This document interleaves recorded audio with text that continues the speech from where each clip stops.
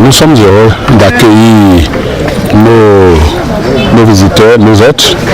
Comme vous avez pu le constater avec nous depuis le matin, c'est dans l'allégresse que les populations se sont mobilisées pour accueillir la délégation espagnole conduite par Côte d'Ivoire Tourisme. Ils ont pu découvrir déjà un village typique du peuple aladjan. Et ils ont vu un peu le quotidien, les échanges de civilité, comment ça se fait en pays aladjan, les mets, ils ont découvert un pan de l'aspect culturel du peuple aladjan. Je pense que nous les avons vus danser avec les différents groupes de danse traditionnels. Ils ont laissé éclater leur joie et nous pensons qu'ils sont contents d'être à Jacquesville et nous sommes contents de les accueillir chez nous.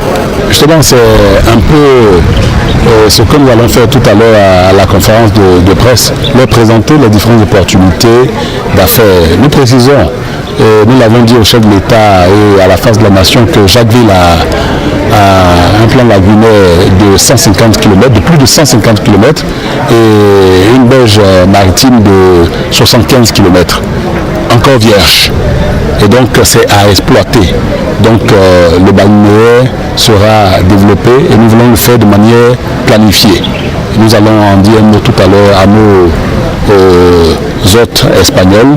Il y a des opportunités d'investissement à Jacquesville. Nous allons même leur proposer sur une île un espace inédit où ils pourraient créer un village de vacances pour que chaque année ils puissent venir se recréer, se distraire, s'évader avant de repartir. Et donc autant d'opportunités dont nous allons parler tout à l'heure, aussi bien aux touristes espagnols qu'à l'ensemble de ceux qui veulent investir à Jacquesville. Et il y a un pan que les gens ne voient pas suffisamment.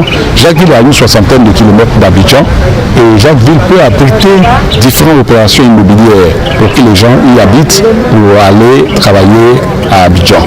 Donc voici un peu autant d'opportunités que nous avons à Jacquesville.